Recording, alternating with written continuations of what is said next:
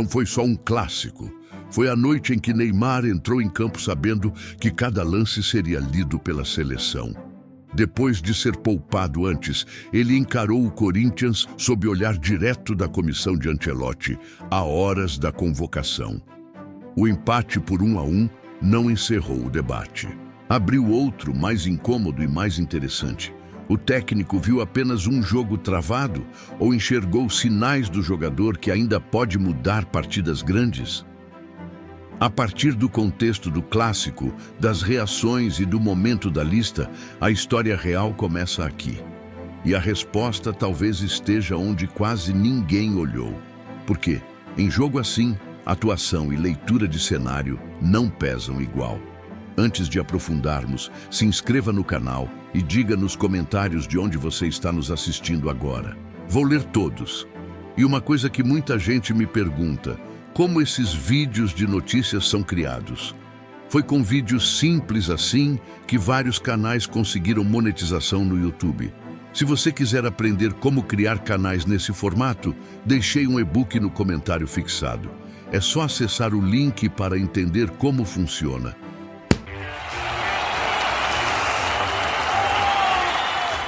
Eu tinha medo de me cortar fazendo a barba. Testei o Philips OneBlade e foi outra história. Corta, apara e alinha sem irritar a pele. Dá para usar no seco ou no banho. Depois disso, virei fã. Link no primeiro comentário afixado. Neymar entrou em campo contra o Corinthians, sabendo que aquele não era apenas mais um clássico. Dentro do Santos, o jogo era tratado como algo muito maior. A comissão da seleção brasileira estava observando de perto. Carlo Ancelotti e seus auxiliares acompanhavam tudo a poucas horas da convocação. Cada passe, cada decisão, cada movimento poderia pesar na avaliação final. O empate por 1-1 na Vila Belmiro não encerrou a discussão. Pelo contrário, abriu uma pergunta ainda mais forte no futebol brasileiro. Afinal, o que Ancelotti realmente viu naquele jogo? Antes da bola rolar, o clima já era diferente. Neymar vinha sendo acompanhado pela comissão da seleção desde o retorno ao futebol brasileiro. Poucos dias antes do clássico, ele havia sido poupado contra o Mirassol por controle de carga física, algo comum para jogadores que voltam de lesão. Mas aquele detalhe chamou a atenção. Integrantes da comissão da seleção estavam no estádio esperando vê-lo em campo naquela partida. E ele não jogou. Isso aumentou ainda mais o peso do clássico contra o Corinthians. Para Neymar, aquele jogo virou praticamente uma vitrine final antes da convocação para os amistosos contra França e Croácia. Quando a bola começou a rolar na Vila Belmiro, o clássico confirmou o que todos esperavam. Jogo duro. Marcação forte, pouco espaço para criar. Santos e Corinthians fizeram uma partida intensa que terminou empatada em 1-1. Neymar tentou participar das principais jogadas ofensivas, buscou a bola, arriscou finalizações, se movimentou bastante para escapar da marcação. Em alguns momentos, conseguiu iniciar ataques perigosos do Santos. Em outros, ficou cercado por 2 ou 3 marcadores. Alguns comentaristas disseram que a atuação foi discreta. Outros lembraram um detalhe importante. O jogo foi extremamente físico e o Santos teve dificuldade para construir jogadas coletivas. E é exatamente aí que a discussão começa a ficar interessante. Porque quando um jogador como Neymar entra em campo, a análise de um treinador como Ancelotti não se resume apenas a números ou estatísticas. Ao longo da carreira, Ancelotti ficou conhecido por observar detalhes que muitas vezes passam despercebidos. No Milan, no Chelsea e principalmente no Real Madrid, ele sempre valorizou jogadores capazes de decidir partidas grandes, mesmo quando não estavam no auge físico ou técnico. Para treinadores desse nível, algumas coisas pesam muito mais do que gols em uma única noite. Comportamento em campo. Leitura de jogo, capacidade de atrair marcação, influência no ritmo da partida. E Neymar tem histórico exatamente nesse tipo de cenário.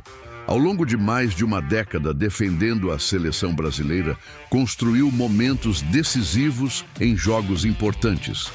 Gols em eliminatórias, assistências em partidas grandes, participações diretas em confrontos que mudaram campanhas inteiras.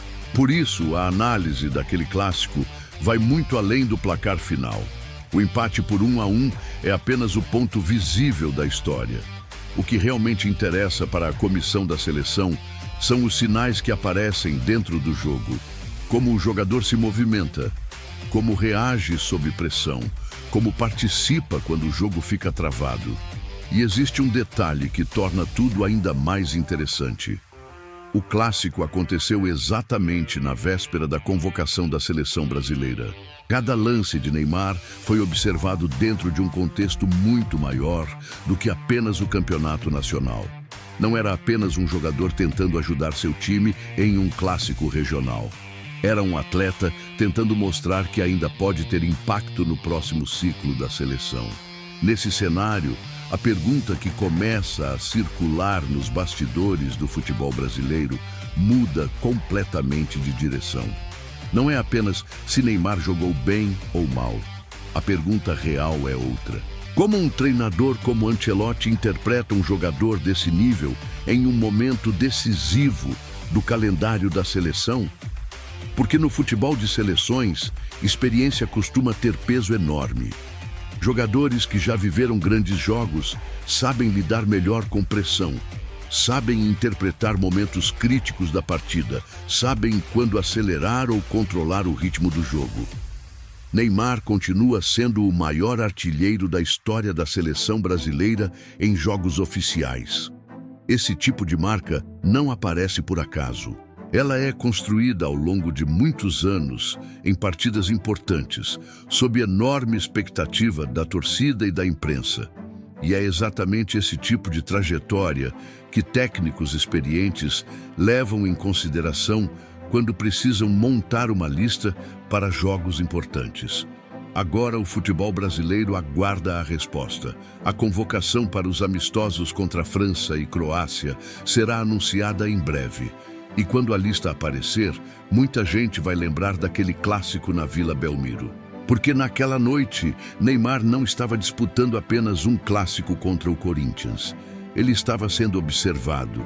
Cada movimento em campo fazia parte de uma análise muito maior sobre o futuro da seleção. E a grande pergunta continua aberta. Se estivesse no lugar de Ancelotti, Neymar estaria na próxima convocação? Ou o Brasil deveria apostar totalmente em um novo ciclo da seleção? Deixe sua opinião aqui nos comentários. Antes de encerrar, vale agradecer quem participou do debate no vídeo anterior.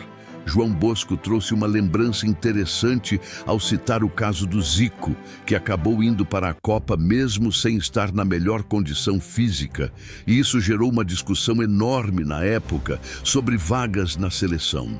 É um paralelo histórico importante, porque mostra como decisões envolvendo grandes ídolos sempre geram dilemas dentro do futebol brasileiro. Já Marcelo Antunes destacou outro ponto que muita gente também comenta. Mesmo se Neymar estiver em torno de metade da sua condição física ideal, a qualidade técnica dele ainda coloca o jogador em um patamar diferente dentro do elenco. São duas visões fortes e que ajudam a entender por que esse debate continua tão vivo entre torcedores e analistas. A todos que comentaram e participaram da discussão, muito obrigado pela contribuição. E também um agradecimento especial a todos que deixaram mensagens e opiniões que não apareceram aqui até o fechamento desta edição. Cada comentário ajuda a enriquecer a conversa e todos são muito bem-vindos no canal. E se você gosta do nosso conteúdo e quer deixar isso registrado, seja um membro diferenciado do nosso canal. Basta procurar o botão Seja Membro abaixo desse vídeo, clicar e contribuir conosco mensalmente para conteúdos cada vez melhores. Esse debate está apenas começando e promete dividir o futebol brasileiro nos próximos dias. E se você gosta de acompanhar as histórias, análises e bastidores da seleção, inscreva-se no canal e ative as notificações, porque os próximos capítulos dessa história podem mudar muita coisa.